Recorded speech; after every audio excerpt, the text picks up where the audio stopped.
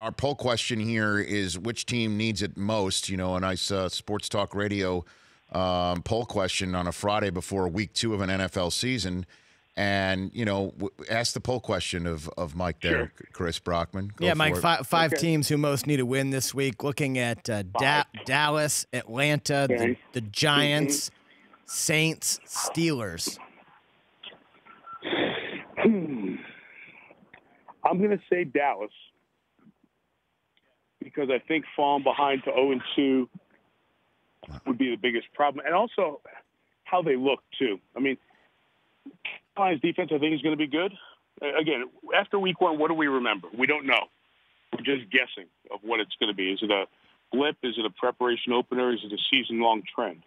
But now it's falling to 0-2, national TV, Giants. If they lose without any sign of a passing game that can be effective, that's going to be a problem. Because Witten and Dez, that story's been told by 1,000 people, who know football. Missing them is obvious. The impact is noticeable. But without that threat of a passing game, their offensive line, which is not as good as it was in the salad days of that run game 2 years ago with Zeke and Dak, they're not going to have a chance to open up any holes, even if this is an offensive line that's not of the level that was there a couple of years ago. So that would be the one. I don't worry about New Orleans scoring points. Atlanta does concern me losing their 2 best defensive players in terms of the young heartbeat core of their defense and Jones and Neal. That worries me there.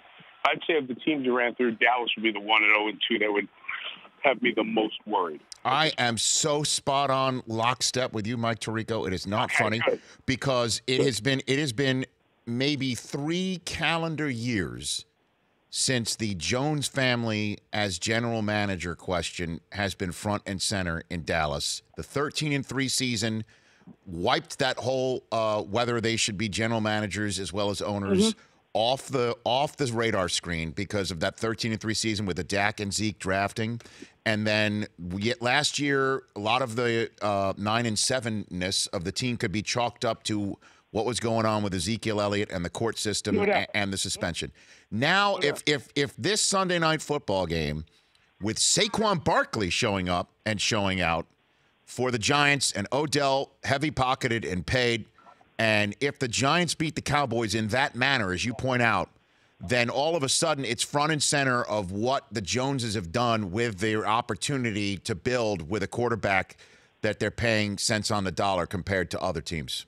It's out there. And that's the deal with the league now. I mean, it's a huge, whether people want to take shots at my pal Gruden or not, the fact is that's part of the story with the Raiders. I mean, they were not in a position where they are right now to load up on multiple big contract guys. I mean, the Derek Carr window is no longer there.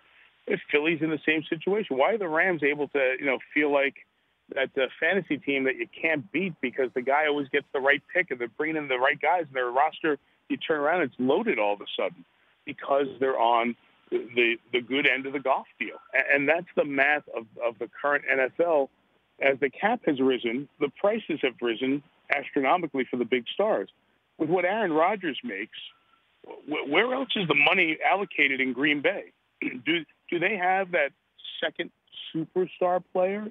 Those types of things play out. I think the finances of the league I don't understand them very well. I mean, I try my best I can, but I think they're underappreciated when you look at maneuvering and deals.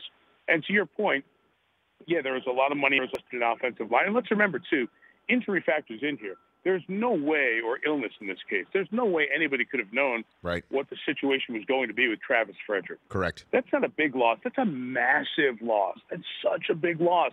And Zach Martin and Frederick, those guys helped make this entire thing go.